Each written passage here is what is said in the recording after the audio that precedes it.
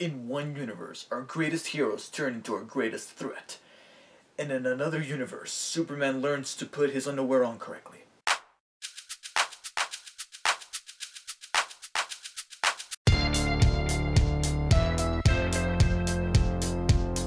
Hey everyone, Davey here. To that one user whose name escapes me, here it is. Hopefully you watched this and you post in the comments saying, yes, you finally did it.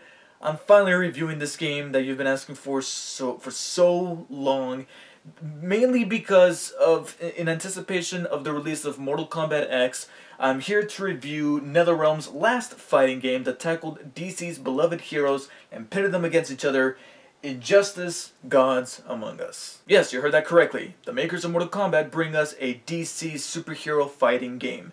And in this fighting game, without getting into too many spoilers, let's just say that heroes become villains and villains become heroes in an alternate dimension in which both universes must collide in order to save all of humanity. And that's the thing about the folks over at NetherRealms, is that whenever they make a fighting game, they make sure to put in effort into developing it. Meaning they put in content that is both suitable for people who are into fighting games and want a challenge, and at the same time people who are newcomers to the genre and they were attracted there by the source material, whether it be Mortal Kombat or in this case a broader audience because we're dealing with DC superheroes. So you're gonna have both adults and kids coming into this game, and because of that, not only do you need to play it down a little bit for Mortal Kombat, so you're not gonna have any gory, bloody fatalities, and it is T for teen, so they have to play it safe because they know that they're dealing with source material that has to do with Batman and Superman, even though that's not necessarily stopping Rocksteady as of late. But they treat us with a rather lengthy story mode that is very nerdy. It's filled with a bunch of stuff that us nerds love to talk about when it comes to comics and superheroes, but it's also very faithful to the characters that it's treating, such as Superman, Batman, even the Joker. And mainly these are the ones that shine, but even some of the supporting characters, even though they don't go through any sort of arc, they're still faithful adaptations from the comics. So you're never going to look at a character and be like, oh, they did him or her wrong and they blasphemed the character. They actually knew what they were doing, and they had some good writers conceive a story that is very reminiscent of DC comic books.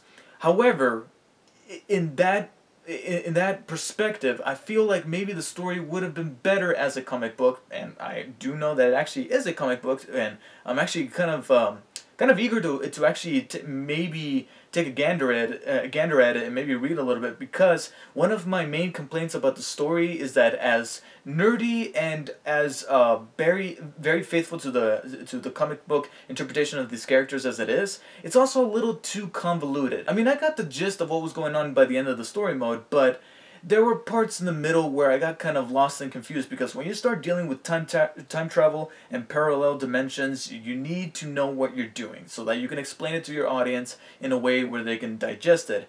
And I got lost a couple of moments, and I feel like it was condensed to fit into a 3 or 3.5 hour single player story mode that I feel it's probably better suited for a comic book series, which I know that there is a comic book series based on Injustice, and this game actually makes me want to go and read it and check it out, and maybe I'll feel like I'm more invested in the story and know what's going on should I read it in comic book form, because since you got several issues to go through, you can actually stretch out the story to where it feels much more digestible, easier to digest and understand, and at the same time still tell the story that you want. And another thing that I didn't like about the story mode and possibly the entire game is something that I would usually save for the gameplay section of this review, because I usually review the story and then the presentation and then the gameplay. But being that I'm talking about the story mode at the moment, I feel like I need to mention this before I forget.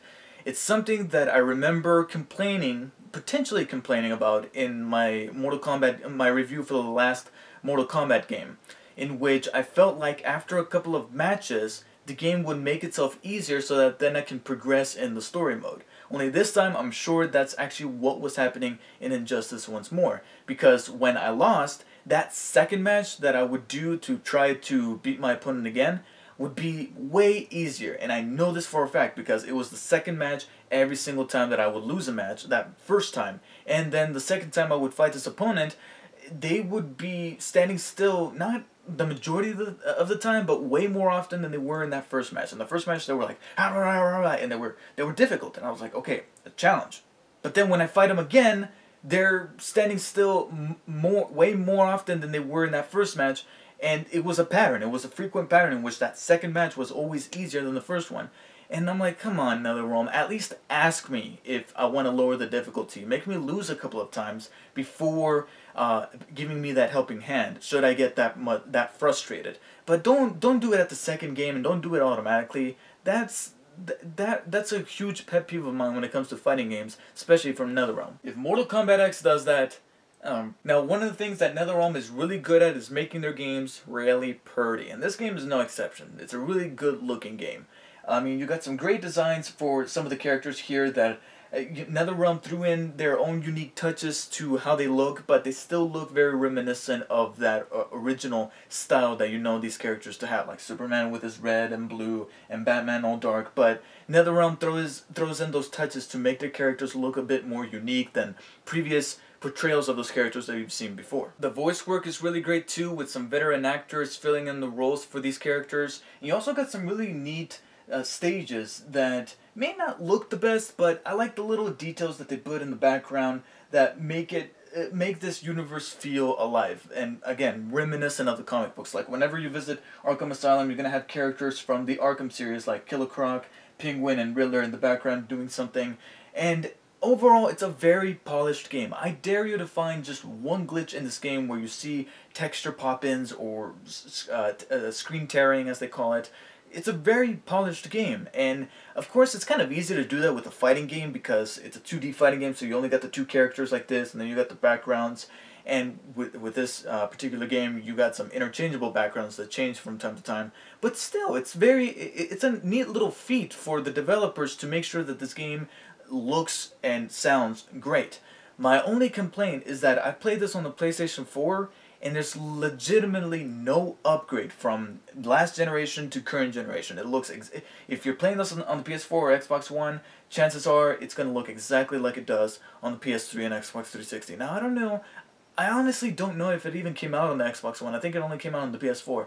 And to be honest, it doesn't really matter. If you have a PS3 or PS4, it really does not matter which version you get because they look exactly the same, and chances are they're going to cost the same. So since this game is being brought to us by NetherRealm, chances are the gameplay is going to be exactly the same as Mortal Kombat, and it practically is. It's the exact same system, stringing together combos of both heavy and light attacks with the various buttons, and it's one of those fighting games where you just can't button mash. If you try button mashing, chances are you're only going to throw maybe one or two punches with any character, no matter how light or heavy they are, and you have to rely on combos. Now, you don't necessarily have to memorize all the combos in the quick move list menu when you press pause, but you do need to familiarize yourself with the system, and it makes you practice. But at the same time, it rewards you if you practice, if you try your best to actually memorize some of these combos and actually put together a really neat move with any of these characters. And they have some really cool movesets that belong to each character. So for example, Joker, since he's a very thin and nimble character, he's going to be jumping an awful lot, and being that he's the Joker, he's going to have an awful lot of gadgets on him and little doodads that he can use to trick his opponents into getting hurt, as well as Batman. He's got his gadgets, he can throw his batarangs, and almost every character has some kind of little gadget or alternative weapon move when they press, since I'm playing this on the PS4, if you press the circle button, say for example Batman will launch his batarangs and they'll float around him, and when you're ready you can press the circle button repeatedly to launch and detonate his batarangs to hurt his opponent. Or you also got characters like Wonder Woman, who if you press the circle button, she'll switch from using her lasso and her Amazonian power moves to simply just using her shield and sword. As well as Nightwing, who uses his batons most of the time, but if you press the circle button, he'll conjoin his two batons into forming a bow staff. So it's kind of neat how they gave some of these characters different movesets that really belong to the character and make the characters feel unique, just like NetherRealm did with Mortal Kombat. However, a new thing that NetherRealm is trying out with this game that it looks like they're going to be carrying on over to Mortal Kombat X is the use of interactable environments, where if you approach a certain object or even a person, you can press the right bumper button, it doesn't matter which system, and you can interact with the environment to use and use it in your advantage. For example, here Batgirl uses the motorcycle that's in the background to ram over the Joker. And sometimes they change how your character or the opponent uses these items in the background, depending on what character you're using. Like, for example, if you're using Doomsday or Lex Luthor, who has his giant suit and he's very powerful, he's going to be able to pick up cars. However, if you're using a very light character like the Joker, that character will simply just jump off the car and use the car to be able to evade the opponent.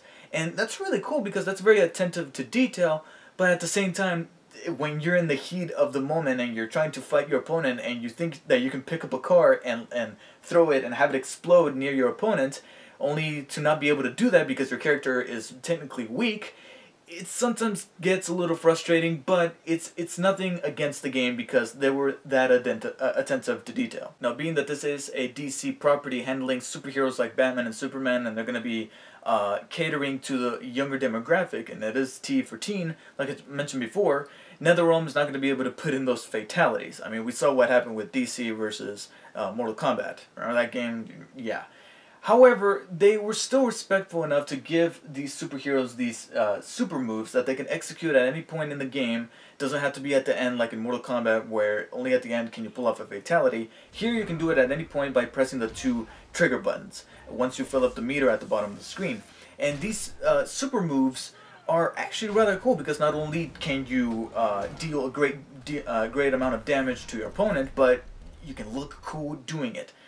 For the most part, because I feel like most of these super moves look awesome. They're really nice to execute, they deal great damage, and they make the characters that we're playing as look rather cool. Like Aquaman, he launches a shark at his opponent. How awesome is that? But I'll admit, there's others that aren't bad, but they're a little underwhelming. Like, I got this character that I'm pulling off a super move with, and when they do it, I felt like they could have done something better. Like, a good example would probably be Flash. I feel like Flash could have had a better super move than just running around the world just to deliver one punch. I feel like, being that this is the Flash, he should be able to, like, crisscross his enemy several dozen times, and every time he crisscrosses his enemy, he would punch them as Dragon Ball Z style to like that. That would have been a little better than somebody just going around the world just to deliver one punch. Again, I'm not saying those super moves were bad, but either they didn't look as great as I wanted them to, or they didn't deal as much damage as I was expecting them to. And this isn't that big of a deal, but in the story mode, you do have characters talking to one another before they're about to fight, like if they were actually interacting with each other. Like Batman will actually address the Joker and then they will fight. But this only happens in the story mode. When you go over to single fights and you pit someone like Batman to Superman, they basically do the same exact little intro that they do with almost any match without acknowledging the other character. I was hoping that whenever you would put 2 characters that know one another from canon, they would say something differently. That was a little bit of a fan service. Now, David, what is this single fight that you're referring to? Well, other than the story mode, you also got various other modes that NetherRealm went ahead and put in there because it is a fighting game, so you need to have all these other modes to keep you busy. You got the single fight, in which if you just want to fight once and that's it, and just try out these different characters, you can do that. You also got training, where you can either go through the tutorials to learn the basics, or simply just practice. Just take a character and figure out how to do combos and to time your moves, so that then you can string together combos and fill up your meter a little bit faster. And you also got this thing called Battles, which is essentially the ladder mode of this game, where you simply just defeat a set number of enemies to get to the final one and complete the battle, so to speak. And you got these different modes of battles in which they add a different circumstance to the fight. Like, for example, your health is draining, or you start off with only just half of your health bar, or you only fight the villains or heroes respectively, or something like that. However, out of all of those different modes for these battles, so to speak, I think like I feel personally that the only one that's actually worth going through with almost every character is the classic battle mode, because the classic battle mode actually gives a little bit of storyboard type of ending to each character that you play as. Like for example, here the Joker. This is his storyboard ending. I'm not gonna use any other images because I want to avoid little microscopic spoilers for those endings, because it's very reminiscent of, I know this is a weird comparison, but PlayStation All Stars. Whenever you beat the main single player mode in that game as any character, there would be like this little cutscene at the end that wasn't an actual cutscene. They would just take like concept art and move it around with a voiceover, and that's essentially what you get here. But it's still a nice little thing to see, and again, you can get some unlockables and stuff like that, and of course the ever so precious trophies. And I feel like that's the only one that's actually worth playing, because all the others, it's the same thing and you don't get a little ending at the end. You also get these things called Star Labs, which are kind of like the battles, except they went ahead and they threw in some mini games in there that you can play as any of the characters you get to play as in this game. And for the most part, the actual fights are just like the fights that you have in the battles section, in which sometimes they would change up the scenery, they would change up the rules, and sometimes they would add something in the background that made fighting your opponent a little bit differently. Like there's one where you actually have Two-Face in the background taking shots at the different opponents, so you have to play while having Two-Face shoot you and trying to avoid his attacks. But I feel like the strength of these Star Labs are those little mini games, because you spent all of the story mode and some of the battles fighting that having who was it, Hawkgirl flying through the sky avoiding boulders like in those Flash games that you find online is a nice little break from that. I mean, it looks kind of clunky and weird, but they're still fun. They're still fun to play.